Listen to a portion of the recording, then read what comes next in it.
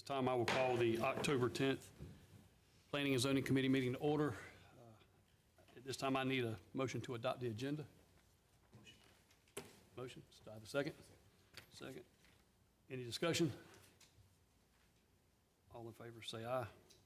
Motion carries.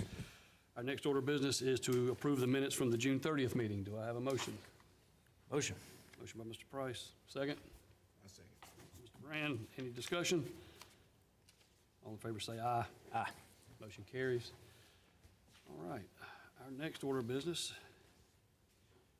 is to listen to Mr. Uten, our Director of Codes. For anybody unfamiliar with what we're talking about this morning, we currently have a temporary moratorium on subdivisions, mobile home parks, and RV parks while we reassess our ordinances. So we're here this morning to listen to Mr. Uten with some comments, updates, questions. Mr. Uten, Okay. it's all yours.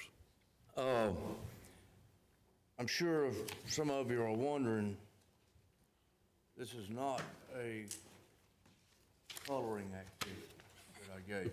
This is a real, true situation right here. You've heard me talk about flag lots.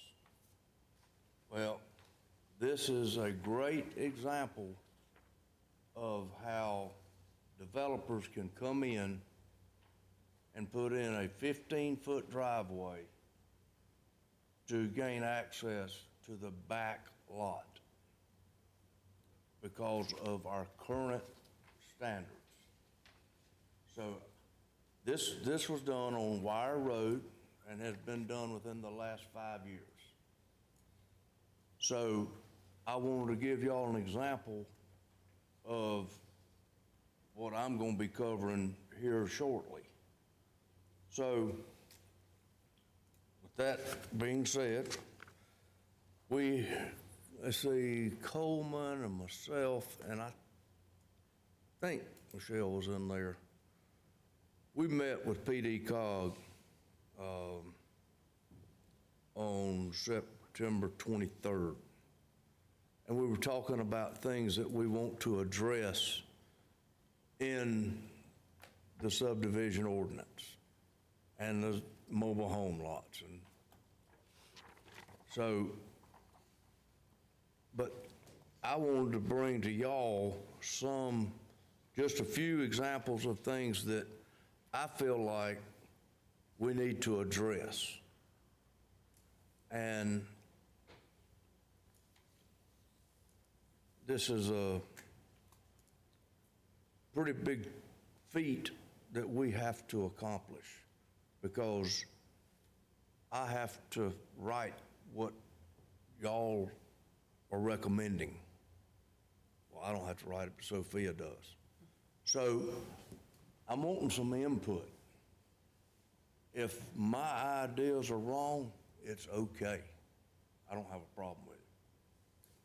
But as we go farther, I would like for y'all to take time to look at our subdivision ordinance, mobile home parks, RV parks, campgrounds, and just see if there's some things that you can offer me, because I'm going to be meeting with Sophia on a regular basis.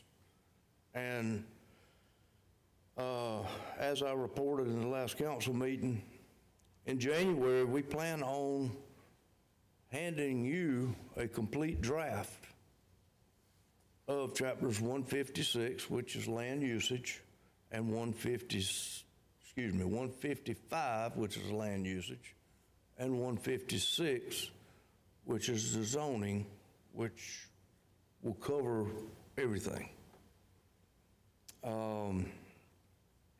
So these are some ideas that I have come up with. And I'm gonna ask Coleman if he will chime in and add to or take away whenever he's ready. But for instance, currently in our standard procedures, we do not address minor and major subdivisions.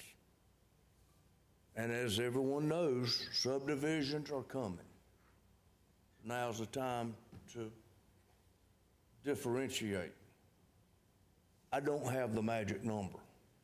I don't know if it needs to be 30 homes, where the cutoff is between minor and major. I don't know if it needs to be 100 homes or 10. I don't know. That's where I want some input. So what we are proposing is that that we add major subdivisions and minor subdivisions to the ordinance. And then we're gonna have to put definitions in there so that someone can read the definition and there's no question what the difference is in a major, minor, that kind of stuff. So with that being said, I'm going to propose that if somebody brings me a plat to do a review on a major subdivision, I think the minimal charge should be $500. For major, deer? Huh? What'd you say, major or minor? On major. Major. That's for a review, right? That's for the review. And then for a minor, Can I ask you a question? What Okay. kind of time do you have invested typically in something like a A major lot. subdivision? Like hours and hours and hours? this could go on for 6 months to a year. Fair enough. $500. Review process. I think $500, he's losing money. The county's losing money. Because the timeframe that he has invested and his staff has invested, I would say you're losing money. What do you think? Say what now? You would be losing money at $500. Oh, no A doubt. substantial amount of money. No doubt. Right. It takes that much time. But right now, I mean, which we did increase it a couple of years ago. Yeah. But all of them currently are $500. Whether it's 5 houses or 5,000. So that's why I think we need to have major, minor, and maybe another one, but I'm proposing at least 500 for a major subdivision review, 350 for minor, and then 100, like if Mr. Kirkley comes in and he's got 5 parcels of land cut out of one, and it's nothing more than me look at it and stamp it. $100 flat fee for that. But then, you know, when you get into that 20 and 30 homes, then that's where the sewer and the water and the electric, that's where all that comes in. And then we go back and forth on the road. Our engineer with PD cog, they get involved, and I'm sure they've got a price that they charge us for that, or they may, and I'm not sure about that. Michelle, can you elaborate on that? What, hold on, I was making a note. The Sandy. When she reviews subdivisions for the roads and the drainage, do they charge us for that? Yeah, anything that they do, any kind of work for us, they will charge us. Okay, What's the cost? I don't know their hourly rate, but I can find out. I bet it's expensive. because just like that one across from the golf course in Pageland, she worked on that a year, Yeah. maybe 2 years. Yeah, but every service, they'll charge, just like, you know, we've got our set on a retainer to do any surveying and stuff. I think we need to not lose money. Oh, yeah. I I mean, feel like we need to pass that along to yeah, the, most definitely, to the subdivider. 100%. Another thing, and this addresses, kind of addresses this coloring page I gave y'all, lot size. I've asked people right now, you can build a house or set up a mobile home on 10,000 square feet. That's a quarter acre. So my suggestion is that we raise that to a half acre minimum. And you just put it where you cannot put a home on less than a half acre. Now, some folks have said 1 acre. Some folks, I mean, we just reviewed one from Jefferson that's 3 acres. Well, I think if we step it up to a half acre, we'll be getting in better shape. Because there's a thing of putting a septic tank on that piece of property. I'm not sure what's the longest field lines you've seen? Oh, they're getting really creative, but I mean, it can take up a lot of space, and then you got to have a repair area alongside of it as well for future repairs, so depending on the quality of the soil, it can get pretty big. Okay, well, and that's another reason why I'm, Clay land, the clay land's gonna be large systems. That's where you're gonna see the most of your larger systems in the clay and land. believe it or not, we got a lot of clay land We in do. this county. Yeah, we do. Just a quick question. In time past, lot size 10,000 square feet you can build on. The 10,000 feet with the septic, it passes code if the land perk and all that. What is the reason why you want to change that lot size to a half an acre to build on, and rather keep the 10,000 square feet? What is the purpose for that? Just for future use, I mean, so people won't be jammed up on top of each other. I'm looking at particles or pedicles of land that probably been left to someone, may not be a acre, or may not be a half an acre, maybe just 10,000 square feet. That land will become non-effect to someone. It'll just be land that they're paying taxes on and can't do nothing with. You know, if the 10,000 feet passes code, and where they can get a septic tank on it, and it has not been a major problem in time past, I was just wondering, you know, how is it gonna benefit the small person that may not have a lot of land? You know, I don't wanna pour water on a drowning man or woman. You know, that's just a question that I had in the back. And there's always an option, because they can go to the zoning board of appeals and ask for a variance. Derek, you're talking about future land development, though. That Right. wouldn't affect land that's already busted out. Right, and We're talking about breaking it down, going Subdividing beyond forward. this point, yeah. So up to this point, if it's been left to someone, Dr. Brand, it shouldn't be an issue anyway, if I'm understanding you correctly. that's right. We're talking about future land usage. That you can't subdivide what you're inheriting, like if you, like he's saying, if you inherit a piece of property and You it's can- 0.4 acres, then are we saying that you can't build on that?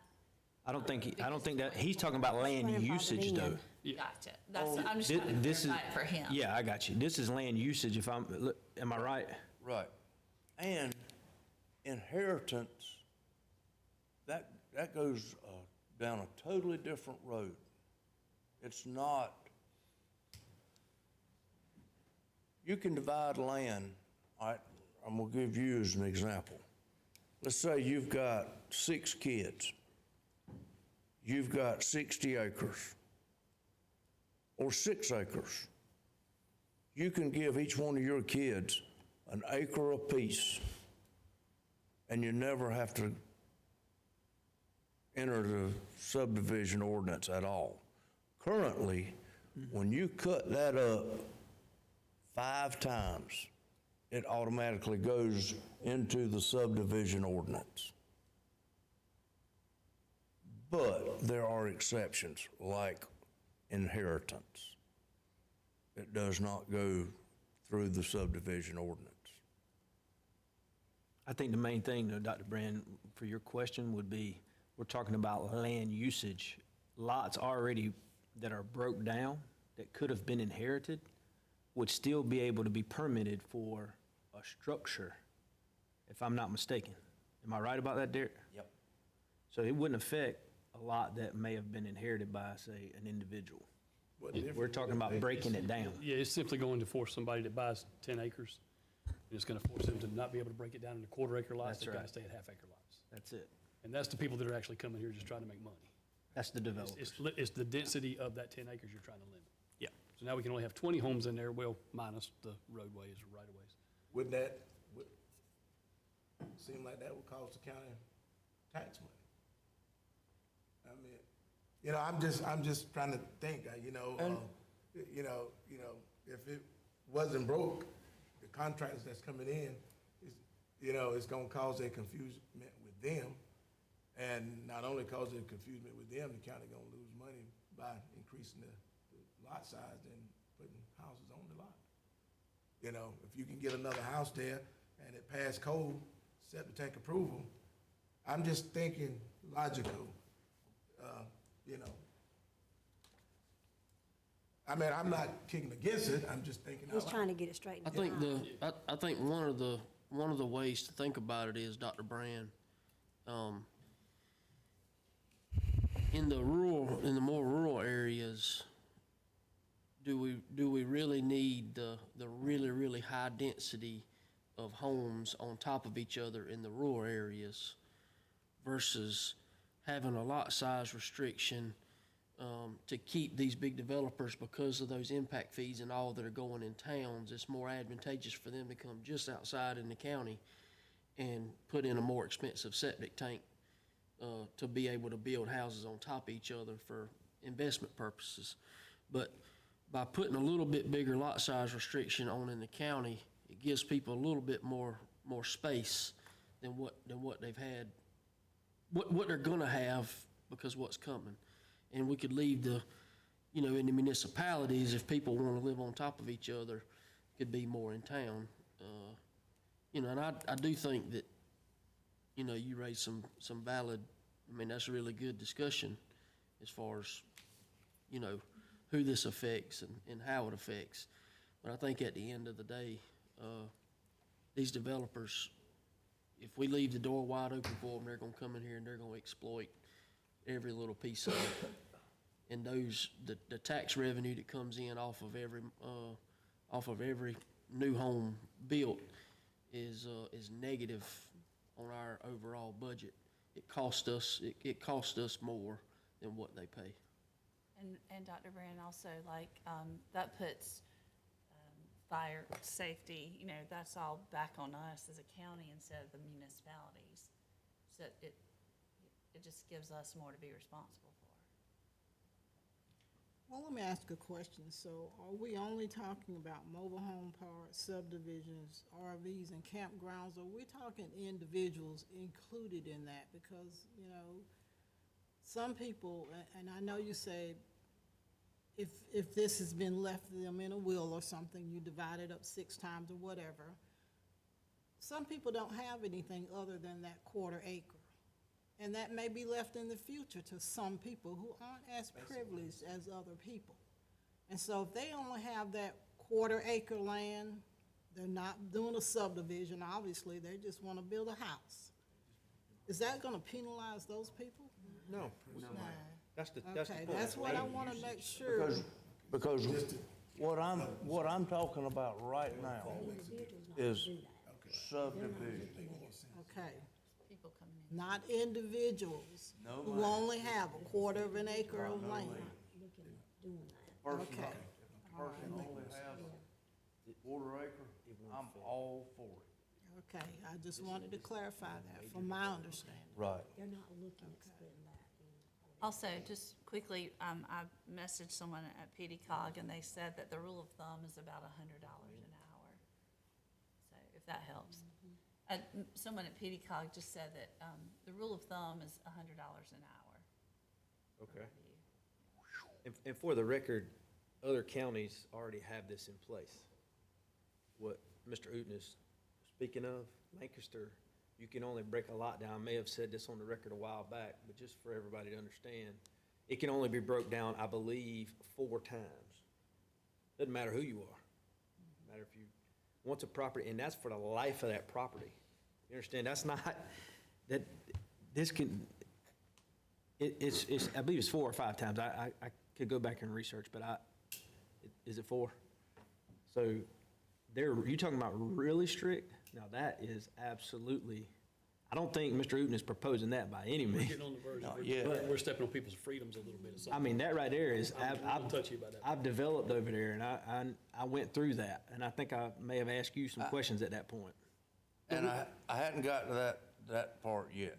Yeah. The real difference, and I think it was brought up by Ms. Burns's question, this is not for owner occupant dwellings. This is for when it falls over into the subdivision ordinance, that's when that comes into effect.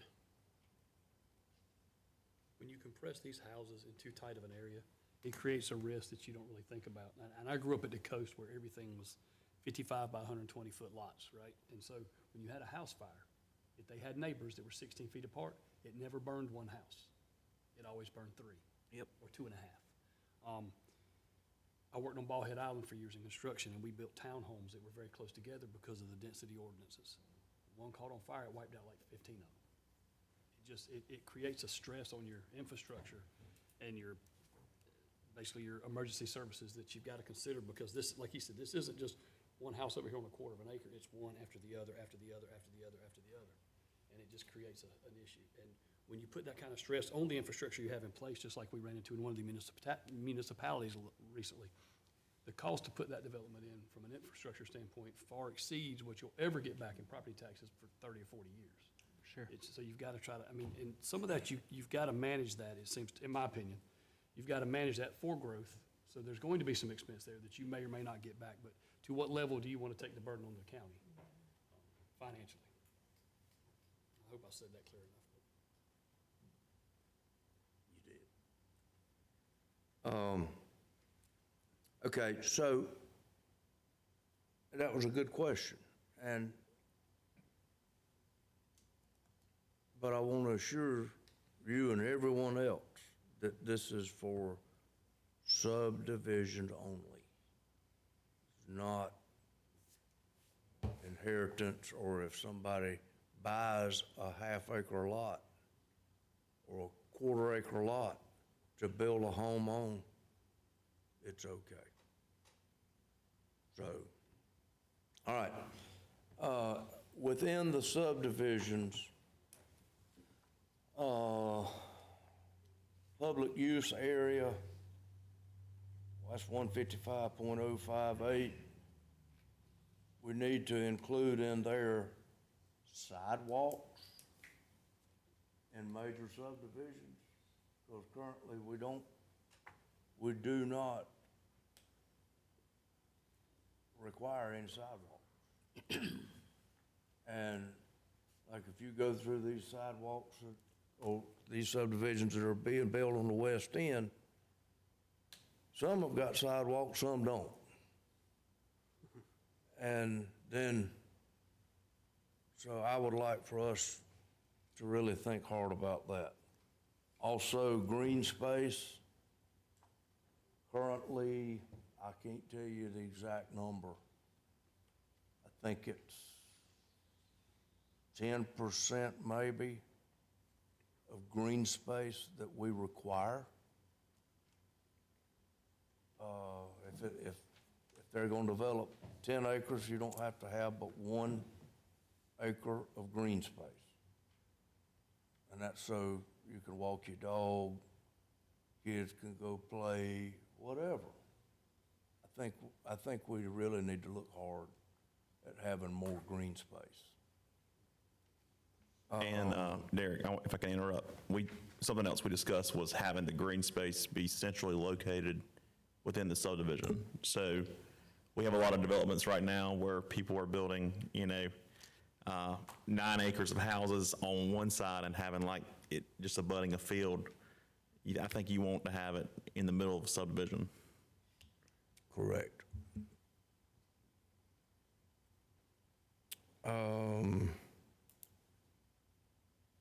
Okay, now back to what Mr. Price was talking about earlier. In the first meeting that I said, I met with y'all, I said that I need a checklist. And I'm trying to close loopholes in the subdivision ordinance. Currently, you can divide a piece of property 4 times and never hit the subdivision ordinance. When you divide it that 5th time, it automatically goes to the subdivision ordinance. Then you have to read the exceptions. And one exception is where no new road is built. I'm okay with that.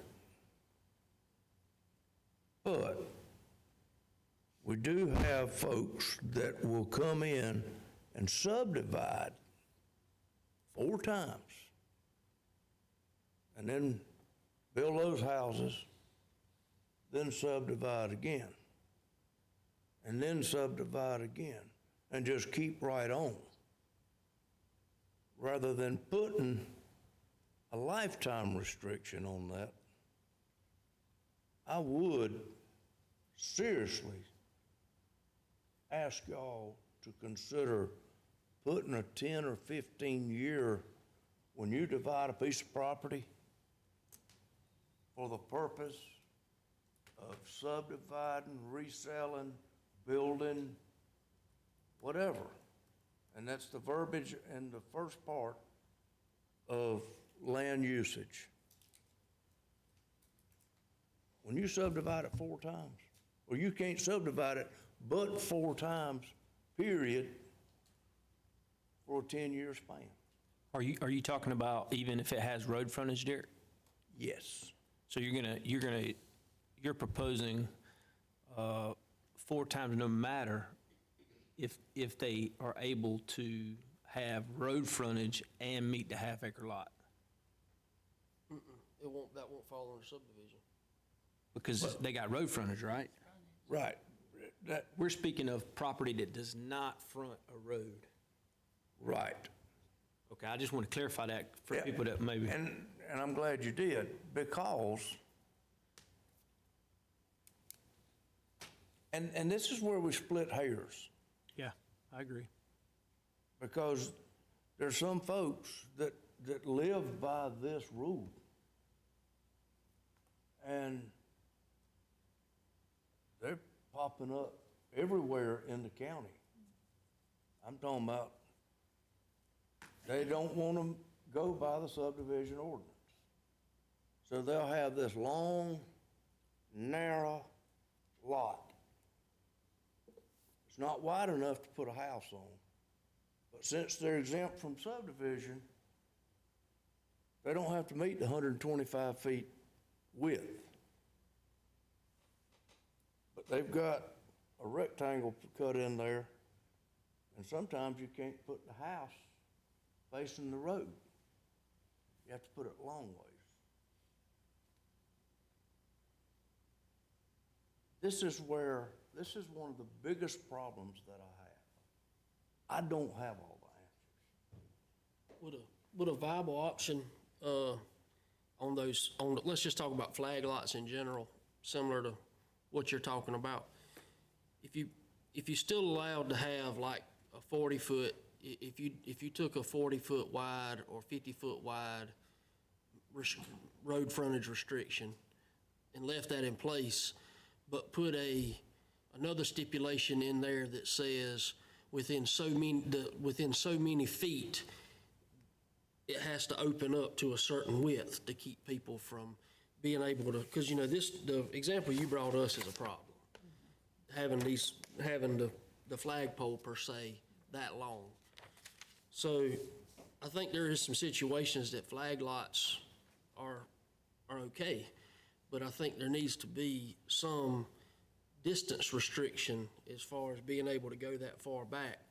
Maybe this is just throwing numbers around, in 200 feet, it has to open up to 125 foot wide or something. So, so it'll be out there. If the road is wide enough, why do we as a county care if the driveway's 10 feet long or 300 feet long? I'm with you on that. I mean, it's kind of, at this point, on the shoulders of the individual that buys the real estate. As long as they We have, don't need to protect them from themselves, but, we need to protect them from predatory developing, I'm sure, but beyond that, why do we care? as long as they got access to the road through an actual driveway, I think we've looked at it at some point that a lot size restriction, as long as they meet that lot size, why do you care what it looks like? If they meet that restriction, As long as we give them enough road frontage to. say if you went with that proposed half an acre, do you really care what it looks like as long as they got their half an acre? I mean, less restriction, less government I think involvement. I think the concern that has been raised before, and I know there's a lot of different opinions on this, is about public safety.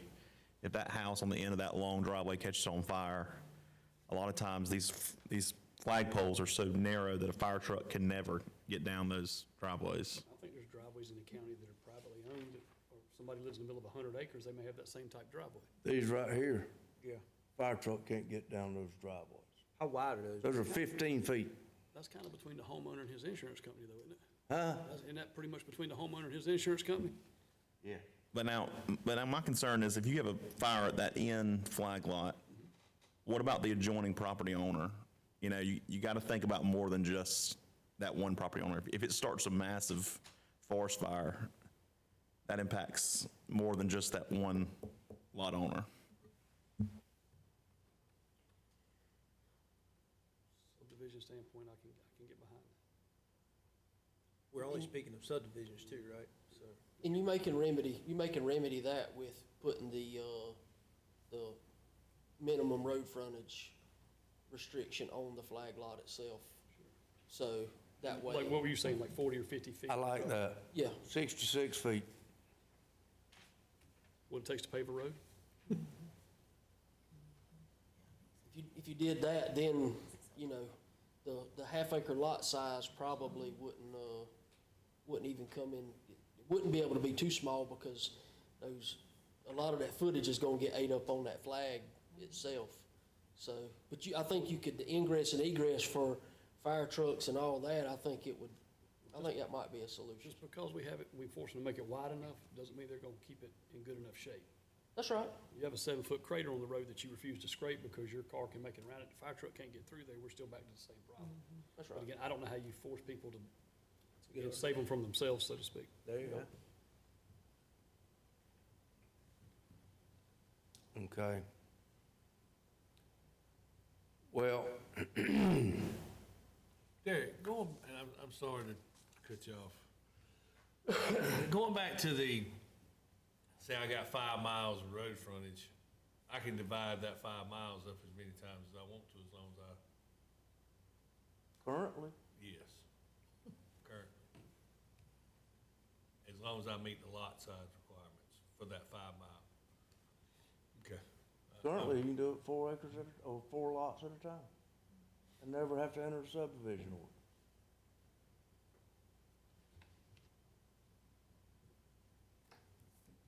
I think your biggest issue, Derek, that I see is you don't have anything to go by. You want a checklist. You want to be able to know what is right, because there's a lot of different scenarios that go on. A property being inherited is slightly different than development, and there's just so many moving parts. I think you're looking for something concrete that you can stand on when you talk with somebody. Absolutely. And I can respect that, Yeah, and it takes definitely. opinion out of it. I think it takes all the guesswork out. It takes the subject. Whether you want more government involvement or less government involvement. I know you don't care. You just want something that's concrete.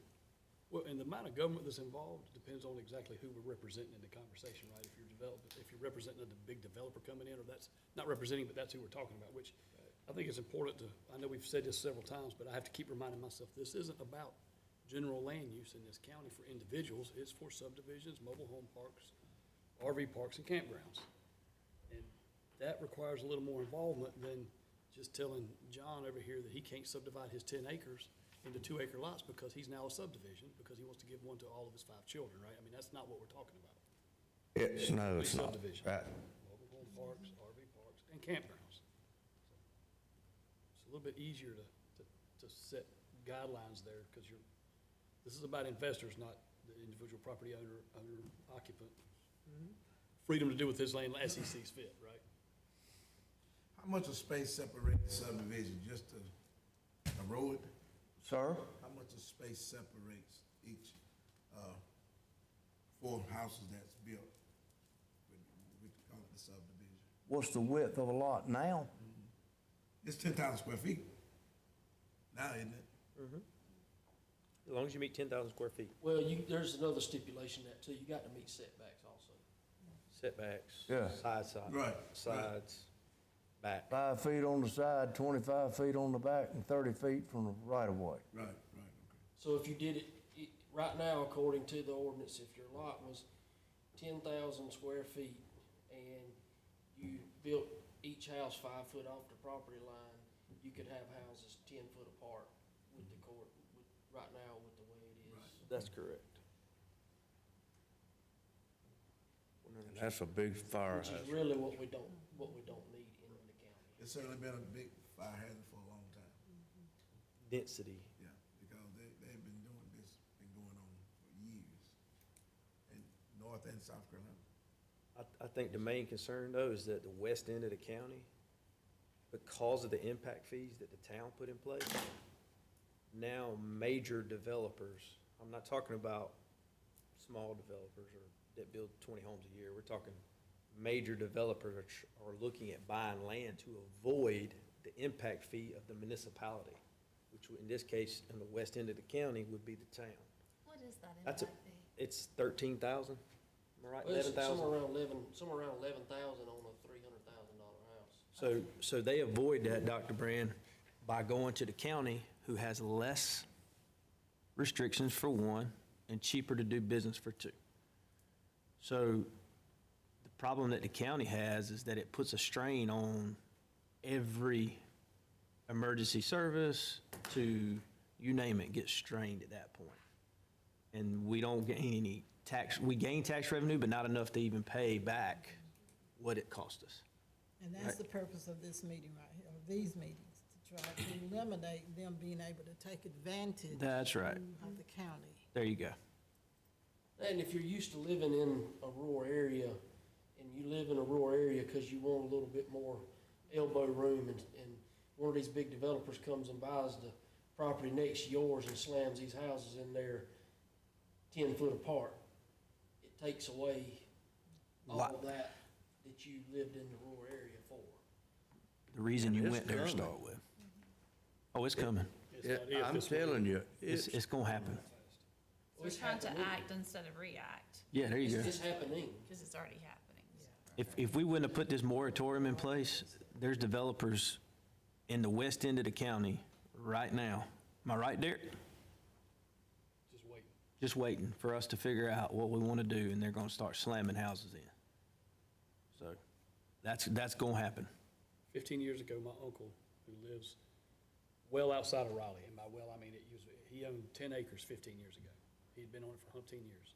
There's now a Walmart Supercenter sitting where his house was 15 years ago, and I can't tell you how many developments. When it starts to happen, it's a snowball. Big time. You're not gonna stop it, but you can at least try to corral it. I'd say I get 5 phone calls a week. Every week. And that's predominantly in the, we're talking mostly in the west end of the county, am I right? Other parts of the county too? So it's here. So it's on It's us. not coming, it's here. Countywide. That's good to hear. And that's good to know. And they will put septic in. Oh, yeah. Oh, yeah. And they're getting around the septic side because instead of paying, like, let's say, paying the impact fee at the town of Pageland, they can take that and they could put that into an engineered system to put it on, to bring the lot size, the footprint down of the septic system. They can put a drip system in or a mound system, and they're okay with it. So they can adhere to a lot smaller lot size because they're willing to invest more money in septic system beyond conventional. That's just the reality. Who's profiting from this? Only the developer, That don't live in Chesterfield County. correct. They don't sell cheaper houses on smaller lots. Once they get That's them right. built, they gone, they don't care. That's a good question, Dr. Brand. Very good. Very good question. They make a fortune. And to leave the services to the county to try to figure out fire, police, schools, you name it, to figure it out. So, with all that being said, I'm asking for your assistance in ideas. I have given, Coleman and myself have given PD cog a good many ideas to throw around, to try to tighten up our loopholes.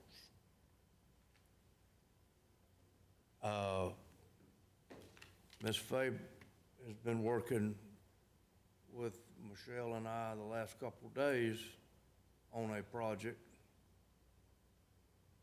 And because of loopholes. And this is old. I mean, this is real old. So, and that's why I asked Ms. Fay to be here today, because on these, they do a great job when somebody comes in and wants to record a plat that is more than, divided more than 4 times, they send them to our office. I think it'd be advantageous to consider the sideline setbacks in this as well. Say that again. The setbacks for the sidelines to, instead of being 5 foot, if you went where they could at least drive a vehicle behind their house, if, instead of having 5 foot, if they had to do 15, 20. Agreed. That would be good, but I had an incident yesterday. The guys wanting to build a storage building, and he had no idea about setbacks. He can't build a storage building now because of the 5 foot on the side and the 25 on the back. So,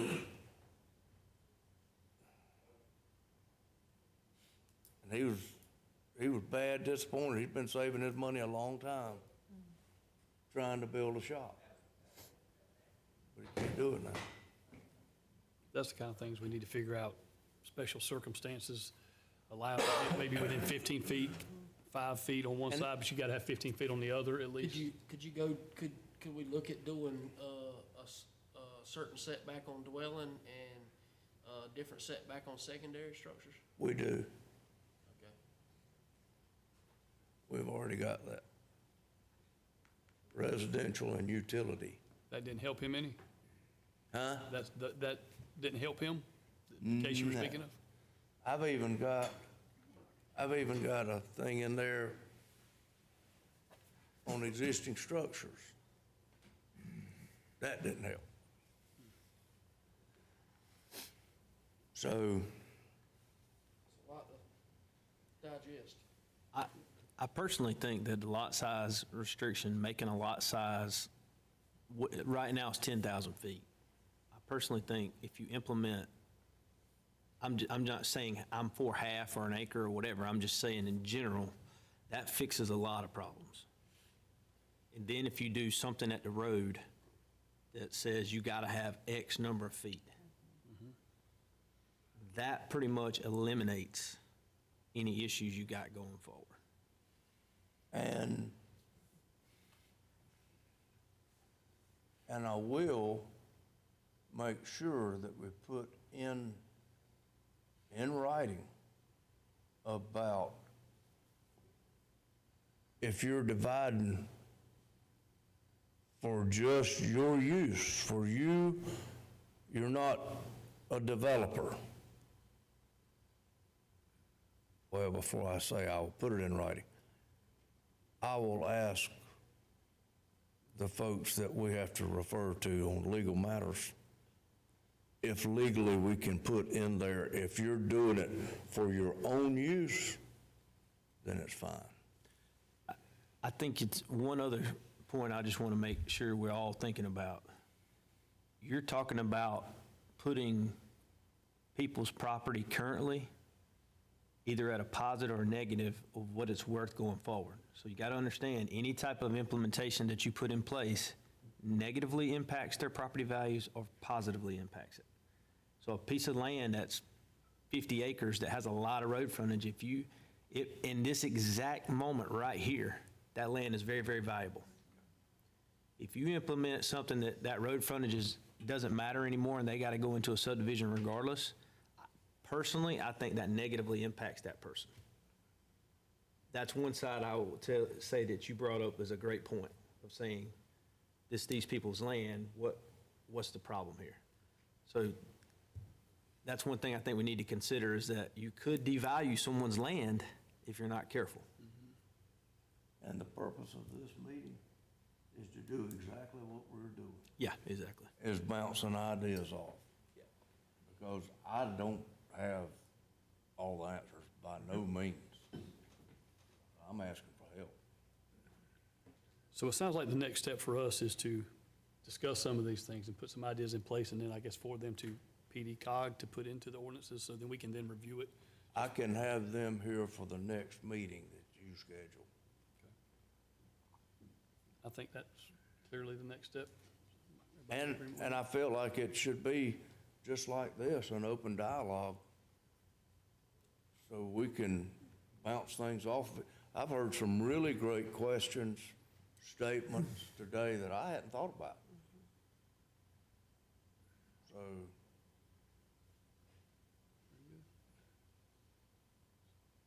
So we'll go ahead and try to get that scheduled once this meeting adjourns. Go ahead and get the next one scheduled and work that out with PD cog. but we're still going forward trying to gonna try to have a complete draft ready by January. Derek, thank you for working on all that. Appreciate your time and that you've invested in it. I appreciate all of y'all more than you realize. I've worked with you personally, and you've always been very, very helpful. Thank you. Thanks for all you're doing. That's all I've got. That's all you. Is there anything else? We've got another meeting starting here in 12 minutes, so they probably wish we'd go ahead. I guess I'll take a motion to adjourn. Motion. Motion by Second. Dr. Brandon, second by Mr. Price. Any discussion? In favor, say aye. Aye. We are adjourned.